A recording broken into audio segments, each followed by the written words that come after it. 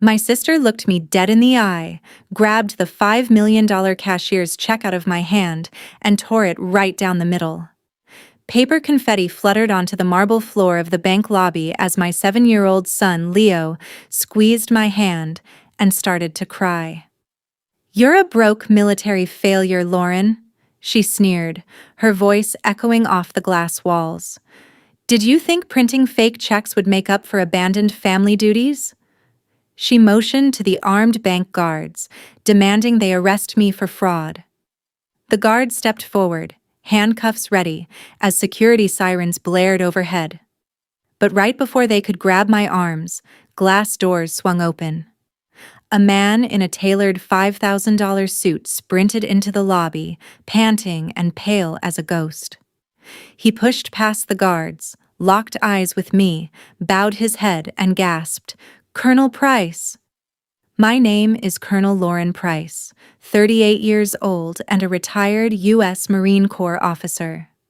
After 15 years of tactical deployments and quiet sacrifices, I'd finally stepped away from the uniform to give my 7-year-old son, Leo, the stable life he deserved. We stepped into the grand marble lobby of First Commerce Bank in downtown Chicago, holding hands. The air smelled of polished leather and high finance.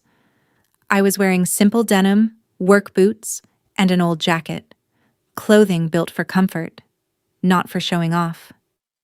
In my coat pocket sat an official government-backed defense contract buyout check worth $5 million, the culmination of my life's work in tactical logistics. All I wanted was to deposit it quietly and start our new chapter. Then I heard the click of expensive heels stopping abruptly in front of us. "Lauren?" I looked up to see my estranged sister, Vanessa. She was impeccably dressed in a tailored pencil skirt, her vice president name tag gleaming under the chandelier lights. Her eyes swept over my faded jeans with instant disdain. "What are you doing here?" she asked, her voice carrying across the quiet lobby, intentionally loud enough for wealthy clients to hear. "This isn't a homeless shelter, Lauren. You disappeared for years, and now you drag a child into a private financial institution looking like a total failure? Have you hit rock bottom, or are you just looking for a handout?" Leo squeezed my hand a little tighter, sensing the cold hostility radiating from my sister. I kept my posture composed, refusing to match her venom. "I'm here as a client, Vanessa," I said calmly, pulling the thick paper from my inner jacket pocket. "I just need to deposit this check." Vanessa snatched the paper right out of my hand before I could react. Her eyes flicked over the official watermarks and the printed $5 million figure. A bitter, disbelieving laugh escaped her lips. "A client?" she mocked, turning the document so the nearby tellers could see. $5 million? From a military tech buyout? Please. You spent 15 years running away from real life, pretending to play soldier, and now you walk in here with a cheap printed forgery? "Vanessa, give that back," I warned, my tone dropping into the quiet authority I used on the field. Her eyes flashed with pure spite.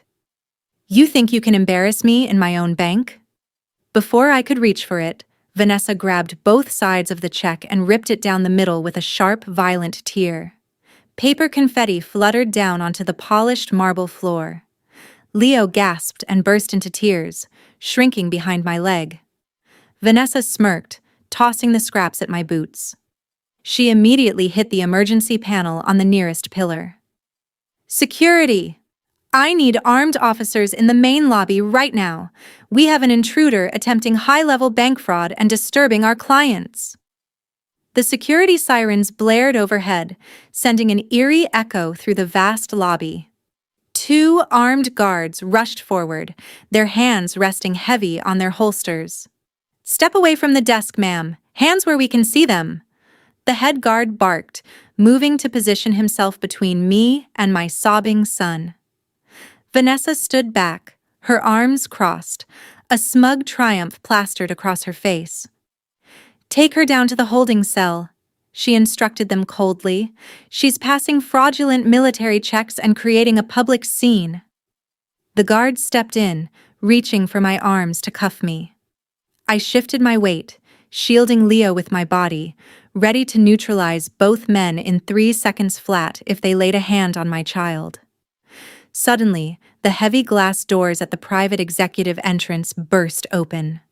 A man in a tailored $5,000 suit came sprinting into the lobby, panting heavily, his phone still clutched in his trembling hand.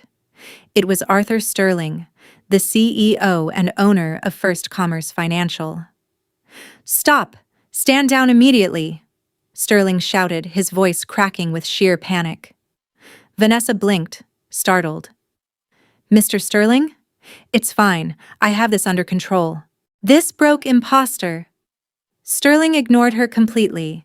He dropped directly to his knees right in front of us, disregarding his expensive trousers, and began desperately picking up the torn scraps of paper from the marble floor. When his eyes caught the official government seal on the ripped check, the color completely drained from his face. He looked up at me, trembling, bowed his head deeply, and gasped, "Colonel Price, please tell me my security team hasn't touched you." The entire lobby fell into a stunned silence. Vanessa's smug smile vanished, replaced by an expression of complete, slack-jawed shock. The 2 armed guards instantly froze, drawing their hands back as if burned, while my son Leo quieted down, staring up at the kneeling CEO in wonder. "Mr. Sterling," Vanessa stammered, stepping forward, her voice trembling. "There must be a mistake. This is just my sister Lauren. She's—" "Silence, Vanessa!" Sterling snapped, his voice sharp as a razor as he stood up, carefully holding the torn pieces of the check in his palms. He turned to the guards with absolute fury. "Clear this lobby. No one leaves, and if I see another weapon unholstered, you'll all be fired before the hour ends." Sterling then turned to me, his posture instantly shifting from commanding boss to deeply respectful civilian. "Colonel Price, please, allow me to escort you and your son to my private top-floor penthouse office. You should never have been subjected to this utter indignity." Leaving Vanessa standing frozen under the watchful eyes of security, Sterling led us up the private elevator. The doors opened into a luxurious suite overlooking the Chicago skyline. Once Leo was settled with a warm cocoa, Sterling set the torn check on his desk and looked at me with profound gratitude. 8 years ago, during the battle outside Kunduz, my son's reconnaissance unit was pinned down under heavy fire, Sterling explained, his voice thick with emotion. "You were the logistics commander who authorized and executed the high-risk air resupply drop that saved all 12 of their lives. My son survived because of your leadership." He picked up the ripped document, his eyes burning with anger toward his vice president. "When the government defense buyout cleared today, my automated alert flagged your name immediately. You hold the highest security clearance and an unassailable record. This check was issued directly by the Department of Defense. Destroying it is a federal crime, and I intend to fix this right now." With a few quick keystrokes on his encrypted terminal, Sterling processed an instant, high-priority digital wire transfer, bypassing the torn paper completely. He turned his monitor toward me. $5 million, cleared and fully deposited into a non-accessible private account, Colonel," Sterling said, bowing his head. "Now, if you'll excuse me, it's time I handle the employee who dared to disrespect you." Sterling hit a button on his desk intercom. "Bring Vice President Vanessa Vance to my office immediately," he ordered, his tone cold and unyielding. A minute later, the heavy oak doors opened. Vanessa stepped inside, her usual arrogant stride completely gone. She looked small, her face pale as she glanced nervously between Sterling, me, and Leo, who was happily sipping his hot cocoa on the leather sofa. "Mr. Sterling?" Vanessa began, her voice quivering. "I am so deeply sorry. I truly had no idea Lauren was connected to you. She left our family years ago, and I assumed—" "You assumed you could abuse your authority to humiliate a customer?" Sterling interrupted, slamming his palm onto the desk. You assumed that because someone isn't dressed in designer clothes, they deserve to be treated like dirt. Vanessa winced, turning her eyes to me, her composure completely unraveling. For years, she had looked down on me, convinced I was the black sheep who had run away to play soldier.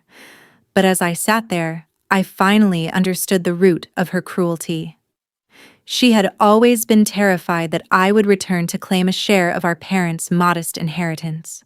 She had no idea that I was the one who had secretly paid off all our parents' crippling medical bills years ago, letting her take the credit just to keep peace in the family. Sterling stood up, towering over her. Vanessa, your actions today were not just a gross violation of our corporate ethics.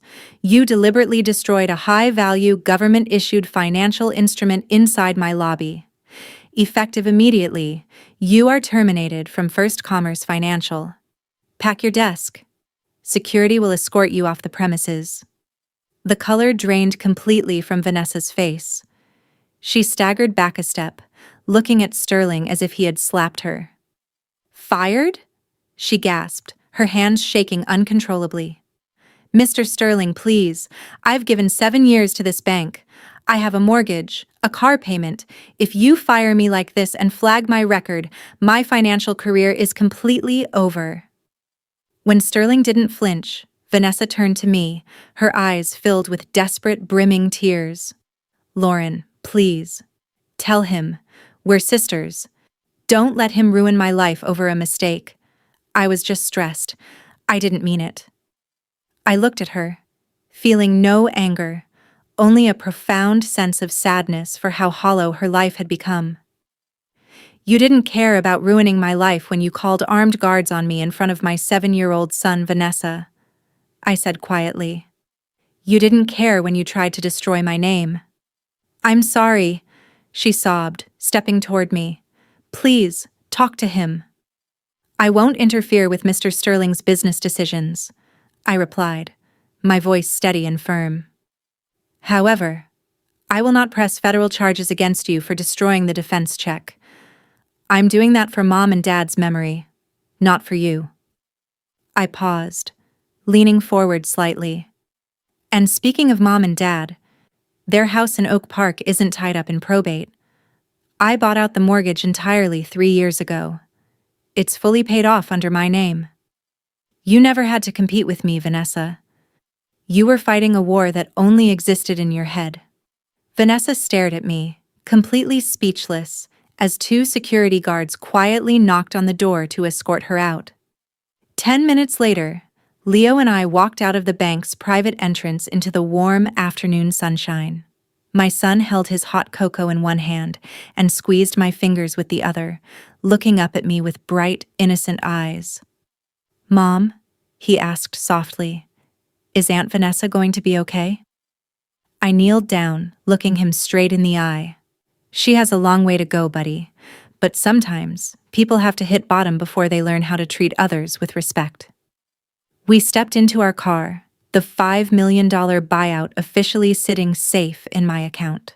For 15 years, I had commanded troops, managed multi-million-dollar defense logistics, and faced down threats on distant battlefields.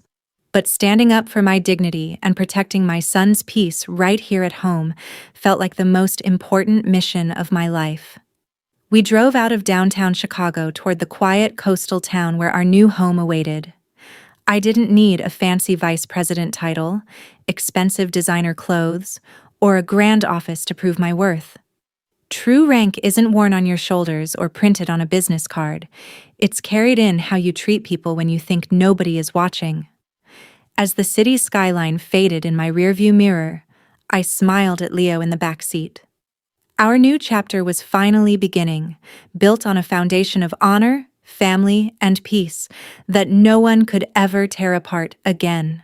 As the city skyline faded in my rearview mirror, I smiled at Leo in the back seat. Our new chapter was finally beginning, built on a foundation of honor, family, and peace that no one could ever tear apart again. Now, I ask you, What would you have done if you were standing behind that glass door? Have you ever had someone completely underestimate what you are capable of? Tell me your story in the comments below, and let me know which city you're watching from today. Don't forget to like, subscribe, and share if you believed in standing up for what's right. Until next time, stay strong and keep moving forward.